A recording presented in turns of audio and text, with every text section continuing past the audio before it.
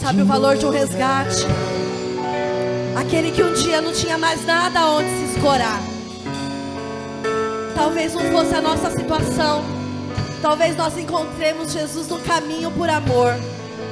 Talvez o Senhor entrou na nossa vida porque nós o conhecemos desde pequenininho. Mas quando você se depara com pessoas aonde a única salvação e esperança era Jesus, você entende o que é dizer: era lindo assim. Era lindo o Senhor me alcançar. Era lindo o Senhor me tirar da morte. Era lindo, Senhor, quando nenhuma medicação mais poderia controlar a dor física, o Senhor vir e tirar daquele lugar. Mas o Senhor, Ele não para quando Ele te resgata e Ele te traz. Mas o Senhor ainda é tão misericordioso que Ele fala para você: olha lá em Eclesiastes, olha lá no meu livro de Lamentações, quando Ele diz: não é só cada coisa ao seu tempo, mas também Ele diz para você em Lamentações 3 que traz à tua memória nessa manhã o que te dá esperança. Traz à tua memória o dia que Ele te alcançou. Traz aquilo que faz o teu coração novamente dizer para Ele: eu faria tudo por Jesus. Porque nós perdemos isso, irmãos. Nós perdemos a rendição. Nós perdemos de ser a primícia dEle. E Ele nunca deixou de ser a nossa primícia. Hoje nós buscamos primeiro o que é nosso, o tempo, o que resta. Nós não temos mais compromisso, não temos mais comprometimento muitas vezes com aquilo que o Senhor colocou nas nossas mãos.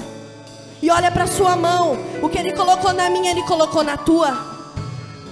Para o Senhor não tem crachá, para o Senhor não tem cargo, para o Senhor tem filhos.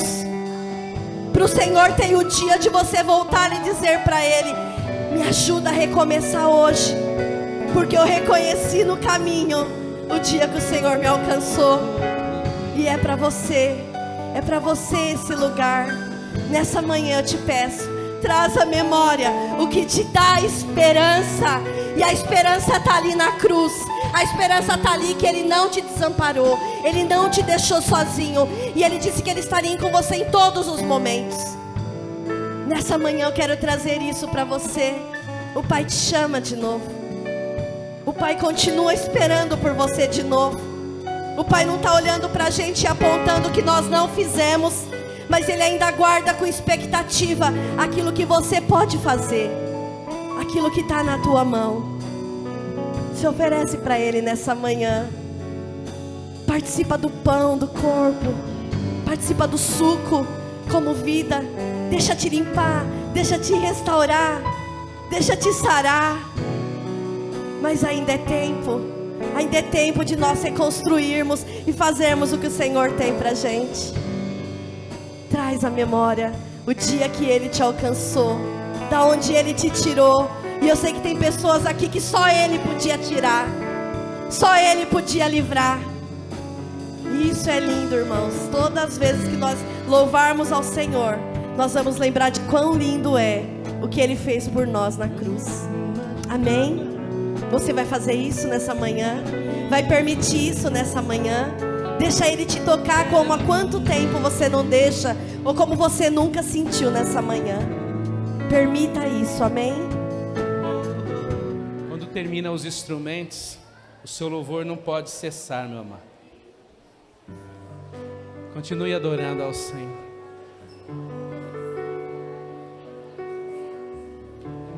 Continue. Tu és lindo, Senhor. Nós agradecemos por estarmos nesta casa, Pai. Nós agradecemos, Senhor, pela Tua majestade. Hoje Tu és o Cristo. E esse título foi conquistado a preço de sangue. Foi conquistado a preço de sangue, Jesus. O Senhor foi elevado a uma maior altura, acima de principados e potestades. E o Senhor também nos concede esse benefício de pisar serpentes e escorpiões. que assim como Ele foi ressuscitado, nós também fomos ressuscitados dos mortos. Ainda que o nosso corpo físico ele faleça, mas nós não sofreremos o dano da segunda morte. Essa morte é a verdadeira, porque aqueles que morrem em Cristo estão em Cristo, e um dia terão seus corpos ressuscitados para serem transformados num corpo glorificado. E aqueles que estiverem vivos serão arrebatados, e todos nós estaremos com o Senhor Jesus. Aleluia. O Senhor então implantará o seu reino aqui na terra, porque Ele vai mostrar que o homem ele não tem a capacidade de tirar o caos do mundo, mas o leão da tribo de Judá, o Jesus o Cristo, aquele que a morte não pôde deter, Ele irá aguilhonar Satanás por 1000 anos, e nós reinaremos com Ele. Oh, aleluia, nós reinaremos com Ele, meu amado.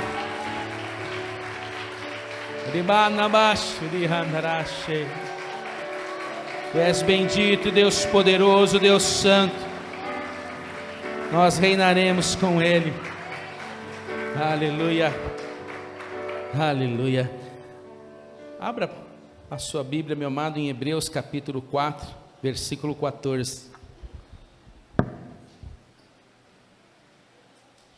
Hebreus 4,14. Louvado seja o nome do Senhor Jesus. Hoje é a última ceia desse ano, e o Senhor tem uma palavra para liberar sobre as nossas vidas. Todos acharam? Hebreus capítulo 4, versículo 14. Vamos ler? Concluindo, tendo em vista que temos um grande sumo sacerdote, que foi capaz de adentrar os céus, Jesus, o Filho de Deus, mantenhamos com firmeza a nossa declaração pública de fé, pois não temos um sumo sacerdote que não seja capaz de compadecer-se das nossas fraquezas, mas temos o sacerdote supremo, que a nossa semelhança foi tentado de todas as formas, porém sem pecado algum. Portanto, acheguemo-nos com toda a confiança ao trono da graça, para que recebamos misericórdia e encontremos o poder que nos socorre no momento da necessidade. Amém, meu amado? Portanto, acheguemo-nos com toda a confiança ao trono da graça, para que recebamos misericórdia e encontremos o poder que nos socorre no momento da necessidade. Senhor, recebemos a Tua palavra e precisamos agora que ela seja, Senhor, ministrada no nosso interior. Por isso, dependemos totalmente do Teu Espírito, o Deus que nos ajuda para entender e compreender. Peço, Senhor, que libere, Senhor, sobre os Teus filhos. Nós oramos para que essa semente ela não seja roubada, para que essa semente ela não seja perdida, Senhor, em meio aos espinhos, em meio, Senhor, às pedras, mas que o nosso coração seja um terreno fértil nessa manhã. E assim, Senhor, sendo um terreno fértil, essa palavra ela vai crescer, ela vai germinar, ela vai se expandir dentro de nós, para que sejamos totalmente abençoados, para a honra e glória do Teu santo nome. Amém. Se assenta, meu amado. Louvado seja o nome do Senhor Jesus. Meu amado, esse capítulo 4 de Hebreus, ele começa trazendo no seu contexto uma promessa de entrarmos no descanso do Senhor. O escritor ele estava observando através das escrituras e também da palavra que já estava em sua mente e no seu coração, ele relembrando o povo que estava no deserto, quando Deus ele disse para alguns que eles não poderiam entrar no seu descanso. E ao lembrar dessa palavra, esse escritor, ele começa dizendo que todos eles ou todas aquelas pessoas, elas foram alimentadas da mesma palavra. Se Deus é o mesmo ontem, hoje e continuará sendo, o mesmo maná que era liberado no passado, e nós temos o exemplo ali também de um alimento espiritual, também o alimento que nós recebemos hoje, porque a intenção de Deus era guardar aquele povo, era alimentar aquele povo, para que eles pudessem suportar o deserto e chegar aonde Deus queria que eles chegassem. Assim também somos nós, meu amado. Deus, Ele quer te alimentar, a água fresca, há um pão vivo que vem do céu, para que você suporte o deserto, para que você suporte a caminhada, para que você possa chegar ao lugar que Ele reservou para você. Mas ali logo no versículo 1 nós encontramos um alerta. O escritor de Hebreus, ele diz o seguinte: tememos que alguns de vós pareça ter falhado. Por que ele se expressa dessa forma? Por que ele começa dizendo, olha, eu temo que para alguns de vocês, ou algumas pessoas que nós presenciamos aqui, parece que eles falharam. A questão é que eles não estavam empenhados como deveriam estar. Meu amado, nós não podemos esmorecer. Sabe, é um tempo de cada dia mais nós estarmos firmados no Senhor. Esse empenho tem uma relação direta com aquilo que Deus representa para nós. Se Deus ele é importante para nós, nós vamos nos empenhar em oração, nos empenhar em nos alimentar da palavra. Quantos aqui nessa manhã reconhecem a palavra como o próprio Deus e o pão vivo que vem do céu? Então há uma necessidade de você se alimentar dela. Quando nós olhamos para o livro de Efésios, nós vemos ali que a palavra, ela é concebida ali como um escudo e também como uma espada. Se eu então não trago a palavra para minha mente, como eu vou dissipar os dardos inflamados do inimigo? Quando uma palavra adentra o meu ouvido, ou quando eu vejo uma situação, como eu vou então anular aquilo que está acontecendo na minha mente, se eu não trago essa palavra como a palavra de fé para a minha vida? Essa é uma questão para você analisar. A palavra de Deus, ela nos fortalece. Olha o que diz no versículo 2: pois as boas novas foram pregadas também a nós, tanto quanto a eles. Entretanto, a mensagem que eles ouviram de nada lhes valeu, pois não foi acompanhada de fé por aqueles que a ouviram. Sabe, meu amado, essa semana eu vi uma tagzinha que dizia o seguinte: no inferno não haverá pecadores, no inferno haverá pessoas que não se arrependeram. Eu entendi que essa é a mais pura verdade, porque para o pecado Jesus tem a solução. E João 3,16 diz que Deus amou o mundo de uma tal maneira que enviou Jesus para todo aquele que nele crê, não pereça, mas tenha o quê? Então quem não vai herdar a vida eterna é aquele que não se arrependeu, porque a Bíblia nos garante que todos receberão a palavra da verdade. Todos, meu amado, de alguma forma a palavra está chegando, de alguma forma. De alguma forma alguém vai se deparar com alguém falando de Jesus, alguém testemunhando. Se a pessoa entra na internet, de alguma forma aparece alguém testificando do Senhor. Por isso que o livro de Romanos diz que nós somos indesculpáveis diante de Deus, porque até a criação prega que existe um Criador. Você está entendendo, meu amado? Então, significa que no final de tudo, no inferno haverá pessoas que não se arrependeram, porque ouviram. E o escritor de Hebreus está trazendo exatamente isso. Olha, eu temo que muitos têm ouvido, mas não estão desenvolvendo uma fé salvadora, uma fé que faz com que você consiga enxergar as coisas deste mundo, uma fé que faz com que você olhe ao seu redor e você venha discernir. Jesus diz que nós somos capazes de discernir o tempo. Às vezes você sai pela manhã e diz, vai chover hoje.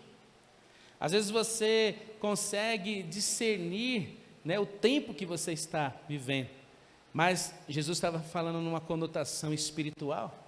Meu amado, eu não preciso pregar para você e dizer que nós estamos caminhando para o fim das coisas. Você já sabe disso. Você pode não querer ouvir, pode não estar atentado, você pode querer entorpecer-se. Sabe aquela pessoa que se embriaga para não olhar a realidade? A Bíblia diz que as coisas que o mundo oferece, que muitas vezes enche a nossa cabeça, a nossa mente, é para que você se entorpeça, para que você não enxergue a realidade. Mas a realidade é, Jesus está voltando, Jesus está chegando, meu amado. Nós temos visto o mundo ainda se deteriorando ainda mais, e há essa promessa que nós podemos entrar no descanso do Senhor. Não faz todo sentido essa palavra, meu amado? Aqui nesse mundo que nós estamos, é uma canseira. É uma canseira. A cada dia você se desgasta, a cada dia você vê os anos passando na sua vida e a idade vai chegando, mas quando você olha para a palavra, você vê, há um descanso da parte do Senhor, e Ele está nos oferecendo. Quem quer entrar nesse descanso? Quem quer entrar? É uma pergunta que o Senhor nos faz, e com certeza a sua resposta é, eu quero, Senhor. Mas você precisa então desenvolver. O apóstolo Paulo, ele usa uma expressão que é bem interessante: nós devemos trabalhar na nossa salvação, porque aquilo que Jesus já fez já está consumado, Ele não precisa fazer novamente, mas nós sim necessitamos a cada dia trabalharmos nisso. E como nós trabalhamos nisso? Indo até o Senhor, buscando ao Senhor, meditando na palavra. Nós estamos trabalhando, porque nós estamos alimentando o nosso interior, e nós estamos trazendo, como nós temos dito nesses dias, à memória, aquilo que nos dado, ou que precisa nos dar esperança. Amém, meu amado? Essas coisas não vão acontecer automaticamente, é você que precisa, se você crer no Senhor, trazer essas coisas, e nós buscamos trazer essas palavras que nos fortalecem nessa manhã, amém? Então nós vemos aqui que o descanso, descrito aqui no início do capítulo 4 de Hebreus, traz uma conotação de algo que foi inaugurado, mas ainda não foi consumado. O que significa isso? Significa, meu amado, que ainda nós vamos viver essa completude, ainda que você possa experimentar a paz que vem de Deus nesta terra, a alegria do Espírito Santo, as dádivas do Senhor, mas isso é apenas uma pontinha comparado ao que nós vamos viver na eternidade. Amém, meu amado? Ainda que você consiga experimentar a atuação de Deus no seu corpo físico, isso não se compara ao corpo glorificado. Por isso que a Bíblia diz que isso é apenas uma sombra daquilo que é perfeito. A Bíblia fala que o perfeito vai vir.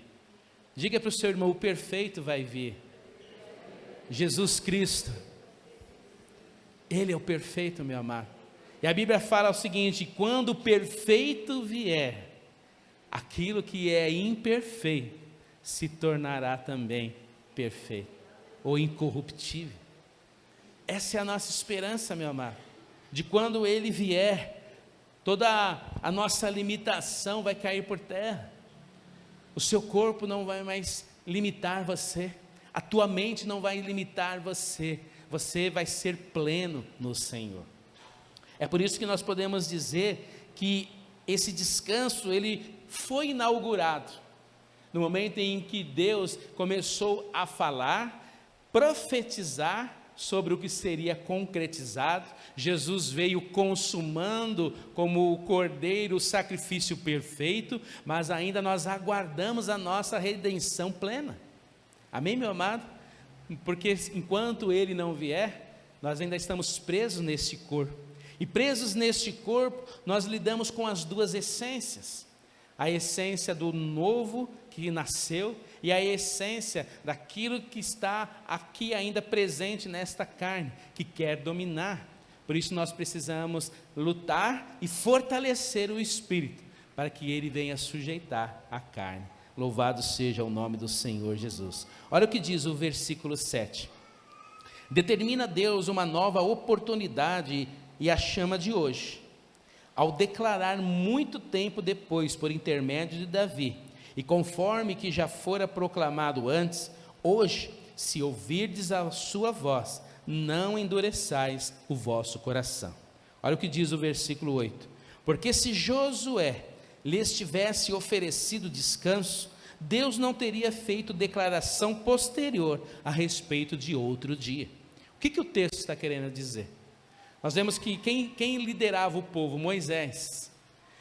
Por 40 anos eles estiveram ali no deserto. Quando estava próximo a chegar, Deus disse que aquela velha geração, ela não ia adentrar por causa da desobediência, a não ser Caleb e a não ser Josué.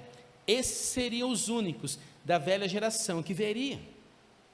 E quando eles adentram nessa terra, que é a terra chamada que emana leite e mel, e é interessante, meu amado, que quando eles chegam nesse lugar, eles realmente encontraram grandes dádivas ali, mas eles só enxergaram as impossibilidades. Eles viram os gigantes, eles viram as grandes fortificações, mas Caleb não, Josué não.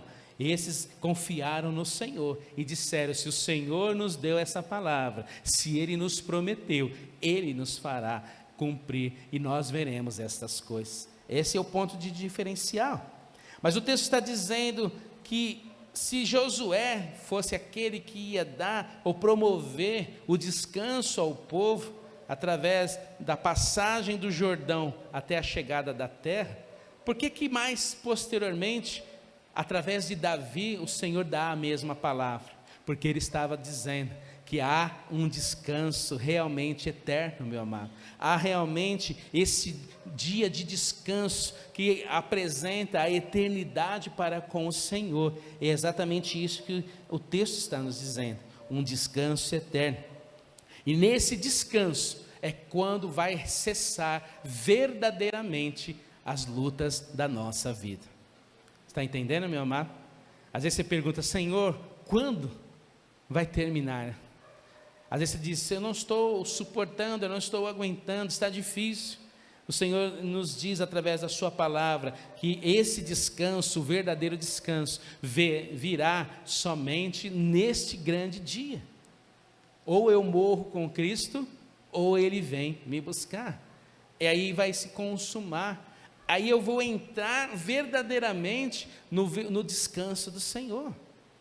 Por isso, meu amado, olha o que diz o versículo 9: sendo assim, ainda resta um descanso sabático para o povo de Deus, pois toda pessoa que entra no repouso de Deus, também descansa de suas obras, como Deus descansou das suas. Assim como Deus, Ele descansou. E eu creio que nessa palavra Deus não tinha necessidade de descansar. Ele estava nos ensinando algo. Ele estava nos ensinando que há uma necessidade de nós pararmos para refletirmos, pararmos para descanso, pararmos para estarmos olhando para outras coisas. Por isso que Ele estabeleceu esse dia, mas Ele estava apontando esse descanso como o verdadeiro dia em que nós vamos descansar das nossas obras. Meu amado, esse dia está chegando, mas tem um alerta, e junto desse alerta nós temos uma orientação. A orientação é perseverança, que é o oposto da desobediência. Nós precisamos perseverar, meu amado. O que é perseverar? Significa que vai ter dias que você não vai ter êxito, mas você tem que terminar esse dia, e no próximo dia que começa, você volta novamente e continua até que o Senhor venha. Amém, meu amado? É assim que nós temos que agir, continuar. É por isso que o escritor ele diz: eu temo que algumas pessoas não tenham entendido, eu temo que alguns não estão realmente firmados, ou não estão comprometidos com essa verdade. Essa era a visão do escritor de Hebreus, né? Quando ele olhava para o tempo que ele estava inserido. E aí nós precisamos trazer essa palavra e olhar também para esse tempo. E não é eu que devo fazer isso, é você que deve fazer isso, meu amado. Olhe para o tempo que nós estamos vivendo e veja se não é uma verdade. Quando olhamos para o tempo que estamos vivendo, é aí que nós entendemos que a palavra de Deus, ela é atual e vai continuar sendo atual. Não importa quanto tempo ainda passe, a palavra do Senhor, ela não é só a mesma, como ela é orientação e vida para nós. Diante disso, olha qual é a orientação: esforcemo-nos por entrar naquele descanso. Quando alguém falece, é comum as pessoas sempre dizerem assim: esse foi para o céu. Você nunca vai ouvir alguém dizendo que aquele foi para o inferno, a não ser que estava com raiva daquela pessoa. Mas do contrário, olha o senso de eternidade que Deus coloca dentro de nós. A Bíblia diz que Deus coloca no ser humano um senso de eternidade. Apesar de, às vezes, não querer Jesus, ninguém quer ir para o inferno. É aí onde entra a pregação da verdade. Jesus, ele é o único caminho. Se você quer estar nesse lugar, você precisa de Jesus. Ele é o único que foi aceito, meu amado. Ele é o único sacrifício que Deus olha e recebe. Este sangue é o que precisa estar marcado em nós. Então, através dessa visualização, que às vezes a gente presencia no nosso dia a dia, vem a orientação. Então, se você quer estar lá, se esforce. E esse esforço não está dizendo que a salvação vem por esforço. A salvação é pela graça. Mas é um esforço porque a carne, ela não quer saber do Senhor. Eu vou lutar, eu vou travar batalhas contra a carne, eu vou travar batalhas com o mundo que eu estou inserido, eu vou travar batalhas com as circunstâncias que estão ao meu redor, e isso vai exigir de mim um esforço. Você está entendendo o que eu estou te dizendo, meu amado?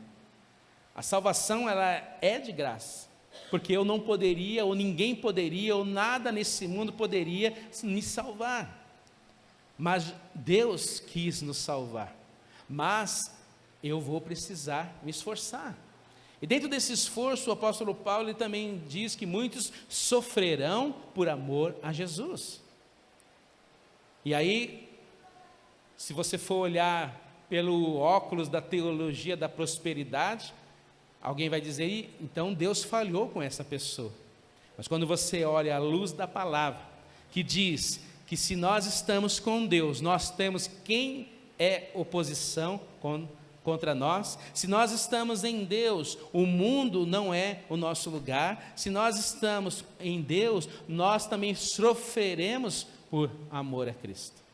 Tanto é que o apóstolo João, na ilha de Patmos, ele começa escrevendo assim, que companheiro de tribulação. Quem quer ser companheiro de tribulação? Eu acredito que ninguém quer ser companheiro de tribulação. Mas era o momento que ele estava vivendo. Imagine se você tivesse nascido naquela época, meu amado, no tempo da igreja primitiva, e você ouvindo falar da mensagem do caminho, que era como chamava naquela época. E você realmente começou a crer nessa mensagem. Quando você começou a ouvir essa mensagem na sua cabeça, Jesus iria destruir Roma, porque Roma representava a opressão daquela época. Mas depois, através do Espírito Santo, dentro de você, abrindo a sua mente, você entende: não, Jesus Cristo veio fazer algo muito maior do que isso. Ele veio dissipar ou destruir o reino maligno de Satanás e me dar vida eterna. E aí você então começava a andar neste caminho, a estar com seus irmãos, a levar essa mensagem, a proclamar a outros para que venham também seguir este caminho. Enquanto você fazia isso, você era perseguido. Muitas vezes você não tinha a liberdade de vir pela rua e dizer: eu vou à igreja, porque se você fosse encontrado pelo caminho, você seria preso. Então eles se reuniam em lugares escondidos, às vezes em cavernas ou em lugares ali para orar, para receber a palavra. Meu amado, eu creio que esse ambiente forjaria uma fé mais firme. Apesar de nós termos toda essa liberdade, nós muitas vezes estamos produzindo em nós uma fé, podemos chamar de uma fé frouxa, de uma fé que, será que ela vai aguentar? Por quanto tempo? Será que é uma fé que vai aguentar só quando as coisas estão bem? Ou é uma fé que vai se sustentar, mesmo quando nada estiver se sustentando? É para nós pensarmos, meu amado.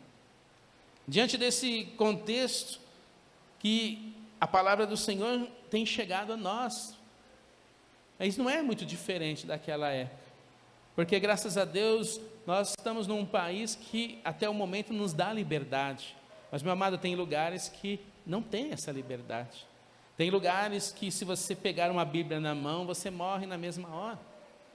E aí nós vamos dizer, será que Deus falhou para com essas pessoas? É claro que não. Isso nos mostra, há uma palavra muito mais excelente, daquelas que muitas vezes chegam aos nossos ouvidos, e aparentemente alegram o nosso coração. É claro que a palavra de Deus, ela alegra sim o nosso coração, mas de uma outra maneira, meu amado, nos confrontando, abrindo os nossos olhos e nos mostrando como devemos agir. Isso se chama abrir olhos. Nós precisamos ter esses olhos abertos, para que nós venhamos nos esforçar para entrar naquele descanso, para que ninguém caia no mesmo exemplo de desobediência. É o que está descrito no versículo 11. Mas a boa notícia é que Jesus, então, ele abre um caminho. O texto que nós lemos, junto com os irmãos, quando iniciamos a mensagem de hoje, foi a partir do versículo 14, e ele começa dizendo assim, concluindo. Então, de tudo que foi explanado, do versículo 1 até o versículo 13, ele diz o seguinte, concluindo, tendo em vista que temos um grande sumo sacerdote, que foi capaz de adentrar os céus, Jesus, o Filho de Deus, mantenhamos com firmeza a nossa declaração pública de fé. Jesus, ele foi até o final e venceu. Está dizendo, permaneça nessa declaração de fé, permaneça nesse caminho, lute por ele, e permaneça até o final. Aí o versículo 15 diz o seguinte, pois não temos um sumo sacerdote que não seja capaz de compadecer-se das nossas fraquezas. Olha o que a palavra está dizendo. Mas temos o sacerdote supremo, que a nossa semelhança foi tentado de todas as formas, porém sem pecado algum. Jesus, ele foi tentado de todas as formas, mas ele não pecou, meu amado. Então nós podemos dizer que Jesus, ele sabe o que você está sofrendo, porque ele também passou. Ele sabe o que é passar por todas as necessidades. Nós vemos que Jesus, ele passou por diversas situações, porque ele queria entender, ele queria vivenciar, ele queria sentir ali na sua própria pele o sofrimento. Para quê? Para que ele pudesse levar sobre a cruz, para que você pudesse ter vida e vida com abundância. Está entendendo isso, meu amado?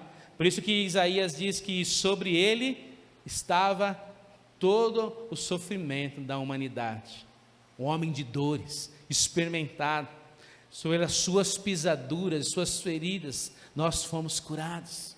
O castigo que nos traz a paz, esse castigo que foi liberado sobre Jesus, nos dá paz, nos faz você ter paz nesse dia, nos faz você andar em paz, meu amado. Mas você vai, tantas coisas acontecem na minha semana, no mês, onde está a paz? A paz é porque antes você outrora era inimigo de Deus, mas agora você é filho de Deus, e a ira do Senhor que virá em algum momento mais adiante, ela não estará sobre você, porque Jesus já te comprou, meu amado. Isso nos faz você ter paz ou não? Claro que faz. Louvado seja o nome do Senhor Jesus. E o sumo sacerdote, quem era o sumo sacerdote? Era um dos maiores líderes, né? Representantes ali de Israel, mas também figurava como aquele que estava à frente dos sacerdotes. Por isso que lá no livro de Apocalipse fala que Jesus é aquele que apacenta no meio da sua igreja. Ele está aqui, ele vai adiante, ele sabe, ele tem autoridade. E aí é interessante, meu amado, que somente o sumo sacerdote poderia entrar no Santo dos Santos e espiar o sangue.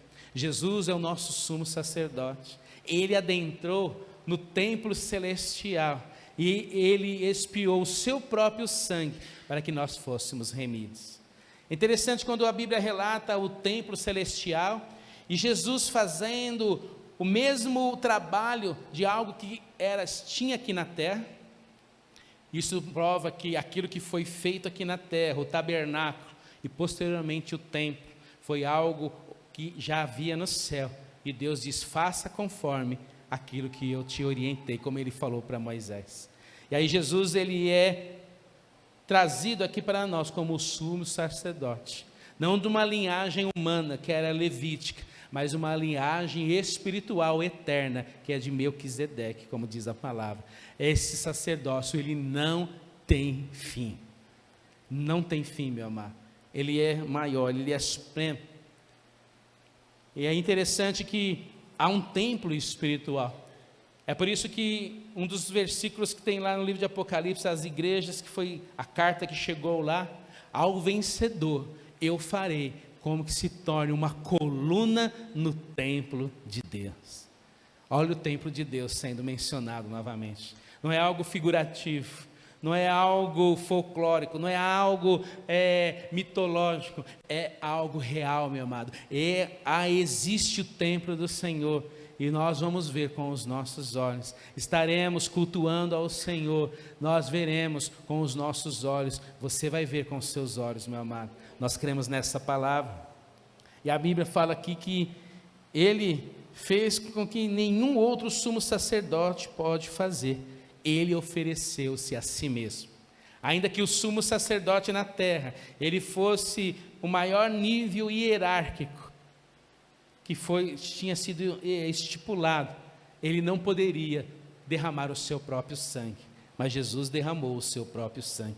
E o escritor de Hebreus, ele escreve que hoje ele não está ministrando num tabernáculo terreno, mas ele está num tabernáculo celestial. Por isso que João, quando ele vê uma porta aberta para o céu, ele vê Jesus. Quando João tem a visão de Jesus no céu, Jesus já estava nesse momento em que ele estava aspergindo sangue.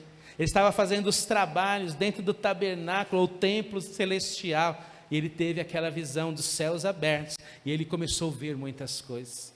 Meu amado, isso é real, é algo que realmente não somente foi descrito, não é apenas algo que foi mencionado para te dar fé, mas realmente foi descrito como uma comprovação e testemunho de algo que é real, perpétuo e nos traz benefícios nos dias de hoje. E aí nós recebemos um presente de Deus. Eu quero que você coloque para mim o versículo 16, Hebreus 4:16. Jesus, ele abriu o caminho. Você pode perguntar, por que Jesus, ele estava ali aspergindo sangue? Primeiro, para que nós fôssemos remidos. Quando o sacerdote, o sumo sacerdote, aspergia o sangue, e ele então voltava, ele saía dali de dentro, significava que Deus tinha recebido aquele sacrifício, e o povo recebia perdão por mais um ano. Uma vez por ano acontecia isso. Se o sumo sacerdote entrasse ali e não voltasse, por isso que ele era colocado uma corda amarrada nele, eles não podiam entrar, eles puxariam ele de lá de dentro, porque eles não poderiam entrar. Jesus, ele não só entra, como ele limpa aquele templo que outrora estava manchado, porque a Bíblia diz que Satanás, ele era responsável pela adoração, e um dia ele quis ser como Deus, e nesse dia o pecado adentrou no seu coração. Naquele momento em que o pecado adentrou, aquele templo ao qual ele tinha a responsabilidade foi manchado. Por isso que Deus, ele faz, agora ele coloca o tabernáculo na terra, mas quando Jesus cumpre tudo aquilo que precisava ser cumprido, ele retoma e volta lá, e purifica novamente aquele lugar, para todos sempre, meu amado. É por isso que ele abre um caminho. Olha o que diz o versículo 16: portanto, acheguemo-nos, diga para o seu irmão, acheguemo-nos, com toda a confiança, ao trono da graça. Olha o que Jesus fez, ele abriu o caminho. Meu amado, quem seria capaz de abrir a porta desse lugar? A Bíblia diz que o véu foi rasgado de cima a baixo, era dizendo, olha, isso foi obra de Deus, e agora Ele está nos convidando, acheguemo-nos. Por que acheguemo-nos? Porque aquele que achega-se até o Senhor com toda a confiança, para quê? Para que você venha receber misericórdia. Quem quer misericórdia aqui? Todos nós. E eu quero falar rapidamente sobre a misericórdia. Misericórdia é ter compaixão de alguém querendo diminuir o seu sofrimento. Sabe, às vezes quando você sente uma dor no seu coração, uma pessoa às vezes está numa situação, ou está precisando de uma ajuda, ter misericórdia é isso, é você ir e você ajudar aquela pessoa, você desprender de esforço, para que o trabalho ou a situação daquela pessoa seja mudada, seja ajudada. Olha o que diz Mateus 11:28, vinde a mim, todos os que estáis cansados de carregar as suas pesadas cargas, e eu vos darei descanso. Vinde a mim, vós que estáis cansados e sobrecarregados, e eu vos aliviarei. Está entendendo, meu amado, a palavra do Senhor? Ele tem compaixão de nós, Ele não quer que você carregue tanto peso, tanta carga, mas Ele não está dizendo que Ele vai te tirar todo o peso, porque nós somos cooperadores com Ele. É como o pai que às vezes está carregando aquela caixa imensa, pesada, mas ele dá um livrinho na mão do filho, né? Aí depois de chegar lá, carregou todo o filho da faia, chega lá na família, ó, carregamos tudo. É assim que muitas vezes nós, às vezes na nossa humilde mente, às vezes nós achamos que fizemos alguma coisa, mas na verdade Deus, Ele fez todo o trabalho. Você tem visto Deus fazendo todo o trabalho na sua vida, meu amado?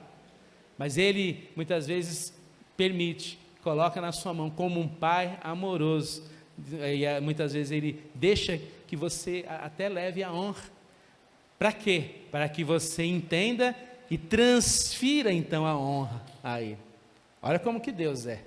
Às vezes Ele permite que você receba a honra, mas quando você retransmite dizendo, Senhor, se eu cheguei aqui, se eu fiz alguma coisa, é porque é o Senhor. Quando você transfere essa glória ao Senhor, e aí então Ele fica muito alegre, e o coração dele se enche de alegria, porque ele está vendo um filho que está amadurecendo, que está crescendo, e isso é muito importante. Quem tem compaixão, sente tristeza com a miséria de outra pessoa e quer ajudar. É o que Jesus fazia. A palavra mencionava assim, Jesus teve compaixão, foi até o enfermo, o que ele fez? Passou adiante? Jesus teve compaixão e foi lá e curou. Jesus teve compaixão e chorou. Jesus teve compaixão e fez isso, fez aquilo. Esse foi o exemplo que nós temos de Jesus aqui na terra. E a Bíblia diz que Deus, Ele é misericordioso. Se Jesus apresentou a misericórdia através das suas ações, Ele próprio disse que Ele só fazia aquilo que Deus tinha orientado, que o Pai tinha orientado, tinha ensinado. Ele diz, eu revelo o coração do meu Pai a vocês. Então, se Jesus teve misericórdia, Deus também é misericordioso. Amém, meu amado? Ele mostrou a sua misericórdia enviando Jesus. Olha a demonstração, a resposta da misericórdia de Deus foi Jesus Cristo encarnado, morrendo e ressuscitando para salvar a sua vida. Por isso o coração de Cristo é o lugar que nós experimentamos essa misericórdia. Quem gosta aí do coração de Jesus? Aleluia. Portanto, acheguemo-nos com toda a confiança. E eu quero que você se atente aqui, eu já vou terminar. Toda confiança. Nós vimos que a misericórdia é você ter compaixão e ajudar. Deus poderia só ter nos ajudar. De repente melhorado a sua vida, tirado uma tristeza do seu coração, feito alguma coisa ali para que você se sinta bem. Às vezes nesta terra, a gente só, mesmo tendo misericórdia, você não vai poder fazer muito. Você pode ajudar alguém, dar uma cesta básica, dar um dinheiro. De repente você não tem isso, você vai dar o seu esforço e está ali junto. Às vezes você não tem nem isso, mas você pode estar ali dando uma palavra para a pessoa. De alguma forma você pode tentar ajudar, e se você não conseguir fazer nada, às vezes você pode chorar com ele. A gente não sabe o que vai fazer. Aí você abraça a pessoa e vai chorar com aquela pessoa. Mas só que Jesus, ele é diferente, meu amado. Olha o que a palavra de Deus diz, que ao chegarmos do Senhor, procurando esse descanso, procurando essa carga que seja aliviada, nós encontramos o poder que nos socorre no tempo da necessidade. Quando você chega, você não encontra só a misericórdia, você encontra a graça, você encontra o poder que te socorre no tempo da necessidade. Há um poder, meu amado. Por isso que a misericórdia de Jesus, ela está acima da misericórdia humana. Esse versículo, Hebreus 4,16, é o versículo que o Senhor nos concede para 2024. Acheguemo-nos com toda a confiança ao trono da graça, para que recebamos misericórdia e encontremos o poder que nos socorre no momento da necessidade. Você recebe essa palavra, meu amado? Essa palavra que o Senhor liberou para nós. Louvado seja o nome do Senhor Jesus. Há um poder. Há um poder.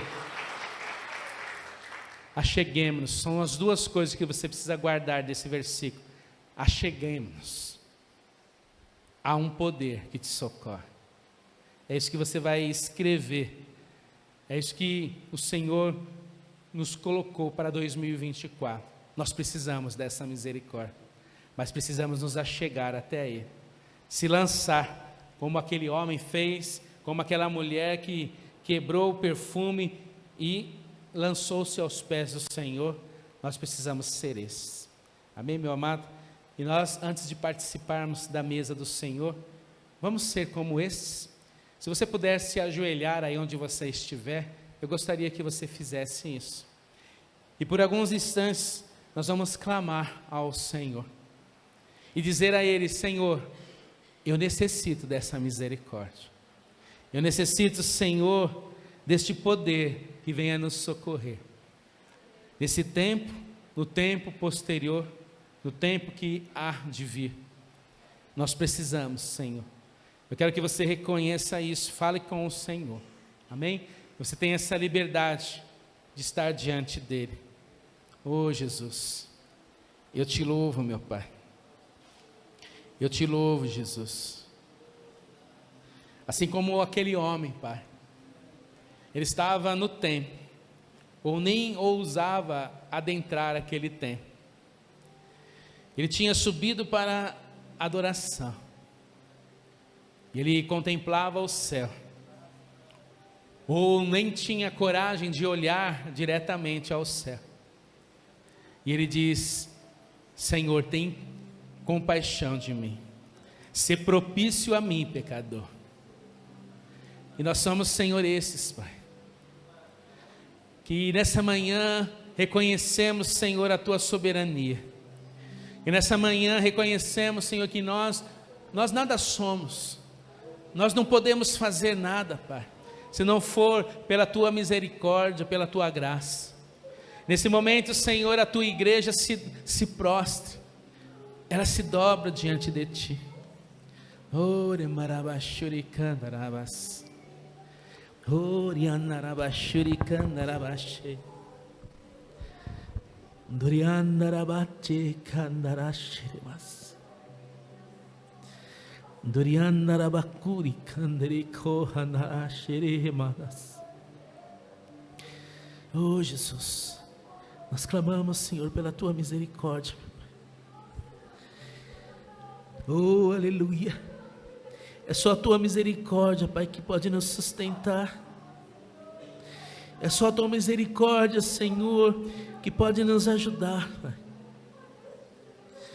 Oh Deus, por isso entremos, nós vamos adentrando, Senhor, a esse lugar de adoração. Adentremos, Senhor, a esse lugar que foi aberto com sangue. Um lugar que nós não poderíamos entrar, mas que Jesus abriu este lugar. Jesus abriu este lugar. Oh,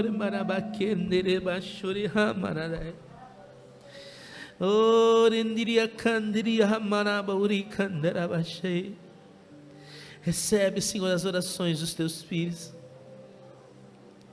Oh, Senhor Jesus, batiza-nos, Senhor, com arrependimento. Oh, Senhor, enche, Senhor, esta casa, Pai, oh Deus, com a tua graça, com a tua misericórdia, com a tua presença, Senhor Jesus. Oh Deus, que aqui seja, Senhor, um lugar, Senhor, oh Deus, que é uma porta, uma janela aberta para o céu. Como foi descrito, Senhor, na tua palavra, nós somos pequenos, Pai, nós não temos força, mas, Senhor, nós, Senhor, glorificamos o teu nome. Nós, Senhor, elevamos, Senhor, o teu nome à maior altura. Nós reconhecemos, Senhor, esse nome que é sobre todo nome. Vem, Senhor Deus, sobre os lares, meu Pai. Oh, Senhor Jesus, vem, Senhor, sobre os lares. Que sejam, Senhor, contemplados, Senhor, com salvação. Oh, Deus, que sejam, Senhor, contemplados, Senhor, com a tua glória. Que haja, Senhor, uma manifestação sobrenatural, meu Pai. Nós sabemos que tu és um Deus criativo. Sabemos que o Senhor não faz igual, sempre da mesma forma. Por isso nós, Senhor, aguardamos, Senhor, aquilo que o Senhor vai fazer. Nós aguardamos, Senhor, a tua mão, Senhor. Nós aguardamos, Senhor, a tua sabedoria. Nós aguardamos, Senhor, a tua palavra que é liberada, Senhor, sobre nós. Nós estamos diante da tua mesa, meu Pai.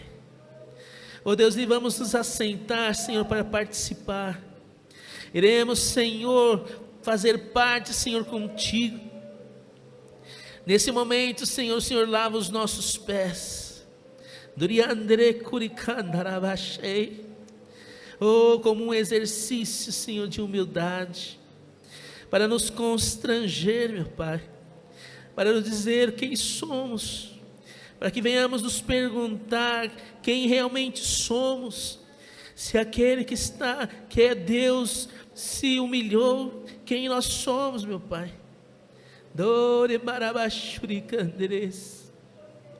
Oh, aleluia. Vem fortalecer os teus filhos, Pai. Vem abrir os olhos, Pai. Vem, Senhor Deus, guardar, Senhor, mente, coração. Vem, Senhor, a reacender, Senhor, o fogo, Pai. Oh, aleluia. Assim nós agradecemos a Ti, Jesus. Nós assim agradecemos. Assim Te bendizemos, Senhor. Oriandere kurihanarash. Orianarabakurekandarabashuriandarabasai. Aleluia, aleluia. Esse é o som, Senhor. Aleluia. Libera, Senhor, sobre os teus filhos nesse momento. Mais de Ti, Senhor. Mais de Ti, da Tua presença, meu Pai. Vai, Senhor, nos envolvendo, Senhor, com a Tua glória. Nos envolva, Senhor Jesus.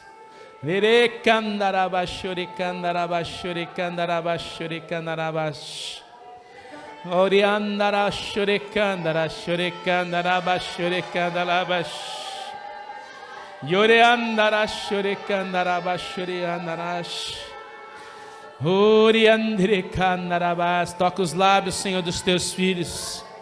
Toca os lábios, Senhor, dos teus filhos.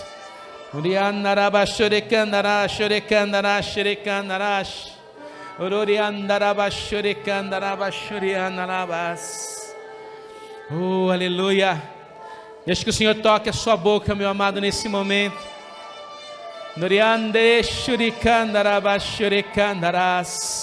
Profetiza sobre a tua casa. Profetiza sobre a tua casa, meu amado. Sobre os teus, sobre a tua família. Oh, aleluia. Assim como esse shofar está ecoando nos nossos ouvidos, que seja a palavra, que seja a tua boca nesse momento.